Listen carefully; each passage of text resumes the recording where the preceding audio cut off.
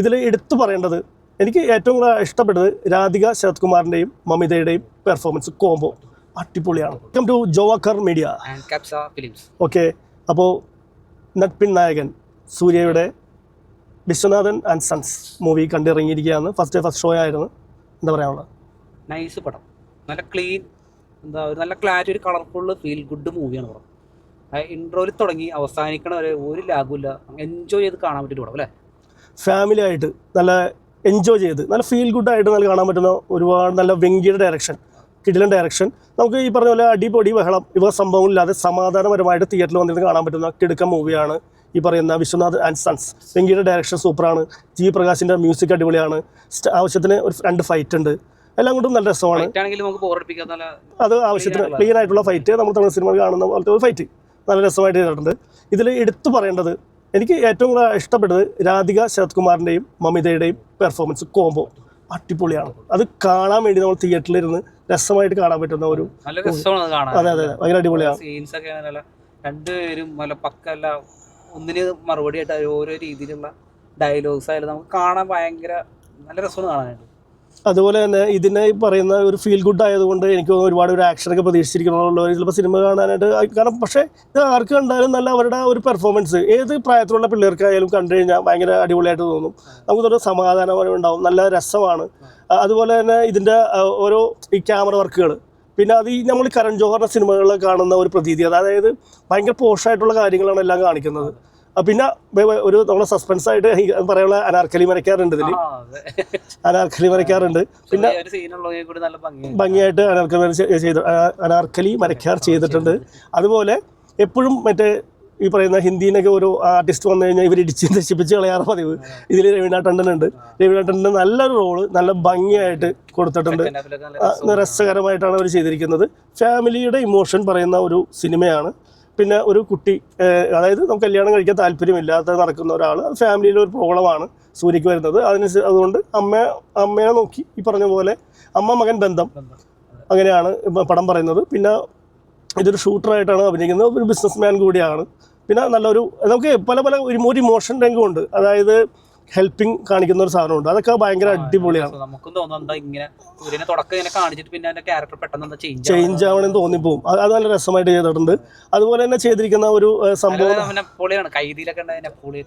Napoleon നല്ല രസമായിട്ട് ചെയ്തിട്ടുണ്ട്. നല്ല ആ സമയത്ത് നമുക്ക് ഭയങ്കരമായിട്ട് എല്ലാ പ്രാവശ്യം നമുക്ക് നന്മമരം കാണിക്കുന്ന പോലെ അല്ല അത് കാണിച്ചിരിക്കുന്നത്. നമുക്ക് ഭയങ്കരമായിട്ട് ഫീൽ ചെയ്യും. എന്താ പറയാ, ഇമോഷനായിട്ട് നല്ല കണക്റ്റായിട്ട് വന്നിട്ടുണ്ട്.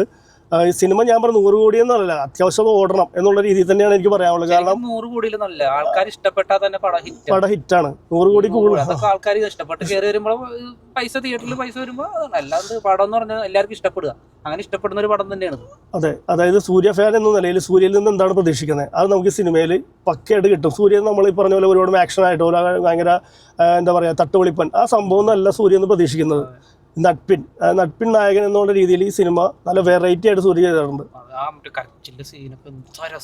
അതാണ് പറയാ, ആക്ടിങ് അടിപൊളിയാണ്. മമിത ബൈജു ഭയങ്കര ഭാഗ്യവതിയാണ്. കാരണം എന്ന് വെച്ചാൽ നമ്മളെ പുള്ളിക്കാരത്തി ചെയ്യുന്ന കാര്യങ്ങൾ, അതായത് ഈ പറയുന്ന സൂര്യയായിട്ട് അവിടെ ഉള്ള ബോണ്ടിങ്, അതുപോലെ തന്നെ ഇപ്പോൾ രാധിക ശരത് കുമാറിൻ്റെ ബോണ്ടിങ്, പിന്നെ അവള് ഈ പറയുന്ന എല്ലായിടത്തും ചെയ്യുന്ന ഒരു പെർഫോമൻസ് ഒക്കെ അടിപൊളിയാണ്. ശരിക്കും നമ്മൾ പഴയ മുമ്പുള്ള നായികമാർ ചില സിനിമകളിലൊക്കെ കാണിച്ചേക്കണം സെയിം തന്നെ, പക്ഷെ നമുക്ക് ഇതിനകത്ത് ഭയങ്കരമായിട്ട് വ്യത്യാസമുണ്ട്. ആ ക്യാരക്ടർ ചെയ്തേക്കണം നല്ല വ്യത്യാസമുണ്ട്. എങ്ങനെയാണ് പെരുമാറ്റം എന്നുള്ളത്. നോർമലി അമിതനെ കുറിച്ച് ആൾക്കാർ പറയുന്ന പോലെയാണോ ഈ സിനിമയിൽ നിന്നൊക്കെ തോന്നുന്നു, ഓവർ ആക്ടിങ് ആണോ എന്നൊക്കെ പല ചോദ്യങ്ങൾ. പക്ഷെ ഇതൊന്നും അങ്ങനെയല്ല ഈ പടത്തിൽ. അതുപോലെ കോമഡി, രാധിക ഇവരായിട്ടുള്ള കോമഡി, സൂര്യയായിട്ടുള്ളതൊക്കെ ഭയങ്കര രസമാണ്. നമ്മൾ ഡയലോഗുകളൊക്കെ അങ്ങനത്തെ ടൈപ്പ്, ഈ തമിഴ് സിനിമ ഒരുപാട് ടൈപ്പ് കാണാൻ പറ്റാത്ത രസമായിട്ടുള്ള കാര്യങ്ങളാണ് ചെയ്തിരിക്കുന്നത്. നല്ല അടിപൊളിയായിട്ടാണ് പറഞ്ഞ പോലെ നമ്മുടെ അമിത ചെയ്തിട്ടുണ്ട്. അതുപോലെ എനിക്ക് തോന്നിയത് ഡയറക്ടറിന്റെ ഒരു സിനിമയാണെന്നാണ് എനിക്ക് തോന്നിയേക്കുന്നത്. ഡയറക്ടർ അത് പറഞ്ഞു കൊടുത്ത പോലെയൊക്കെയാണ് ചെയ്തേക്കുന്നത്. അതുപോലെ രാധിക ശരത് കുമാറും നാസറൊക്കെ നല്ല അടിപൊളിയായിട്ട് നാസർ വന്നിട്ടുണ്ട്. അതുപോലെ ഈ പറയുന്ന ഒട്ടുമിക്കതും നല്ല രസമാണ്.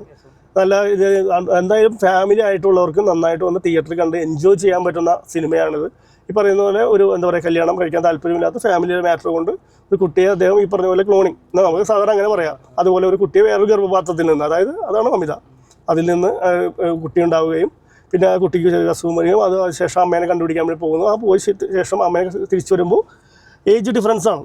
ഒരു 20 വയസ്സ് 40 വയസ്സ് ഡിഫറൻസ്, 20 വയസ്സ് വ്യത്യാസമുള്ള ഒരു പെൺകുട്ടിയെ കല്യാണം കഴിക്കാൻ പറ്റാത്തൊരവസ്ഥയിൽ അവൻ കാര്യങ്ങൾ തുറന്നു പറയുമ്പോൾ ഉണ്ടാകുന്ന ഒരു സിനിമയാണത്. അമ്മ മകൻ ബന്ധം ഒക്കെ രസമാണ്, നല്ല അടിപൊളിയാണ്. ഫാമിലി ആയിട്ട് തിയേറ്ററിൽ പോയി കാണാം. രണ്ട് ടൈപ്പിലുള്ള ഇമോഷൻസ് കാണിക്കുന്നത്. അവരുടെ പ്രായത്തിലുള്ള ഒരാൾക്കാർക്ക് ഫാമിലിനോട് വലിയ അറ്റാച്ച്മെന്റ് ഉണ്ടാവില്ല. അവരെങ്ങനെയാണ് പെരുമാറണമെന്ന് നമുക്ക് അതിനകത്ത് എന്ന് വെച്ച് കഴിഞ്ഞാൽ ആരെങ്ങനെ സ്നേഹിക്കണം എന്നുള്ളത് അവർക്ക് ഒറ്റ മൈൻഡ് ആയിരിക്കുള്ളൂ. പക്ഷെ അത് എങ്ങനെയാണ് ഫാമിലിനെ ഇഷ്ടപ്പെടണം എന്നുള്ളതും ഒരു ഫാമിലിയിൽ നിൽക്കുന്ന ആൾക്ക് മറ്റുള്ളവരുടെ ഇമോഷൻ എങ്ങനെ കണക്ട് ആകും എന്നുള്ളത് സ്വന്തം കാര്യം അല്ലാണ്ട് മറ്റുള്ളവരുടെ വികാരങ്ങൾ എന്താണെന്നും കൂടി കാണിച്ചിട്ടുണ്ട്. അവരുടെ ഭാഗത്തു നിന്നുള്ള എങ്ങനെയാണ് നമ്മൾ അവരെങ്ങനെയാണ് കാണേണ്ടതെന്നൊക്കെ കൂടി അത് കാണിച്ചു തരുന്നത്. രണ്ടുപേരും സൂര്യയായാലും രണ്ട് ഏജ് കാറ്റഗറിയാണ്. അപ്പോൾ അതിനകത്ത് രണ്ടുപേരുടെ ഇമോഷൻസ് ഉണ്ട്, ലവിനുള്ളൊരു ഇമോഷൻസ് ഉണ്ട്, എങ്ങനെയാണ് കാണേണ്ടത്.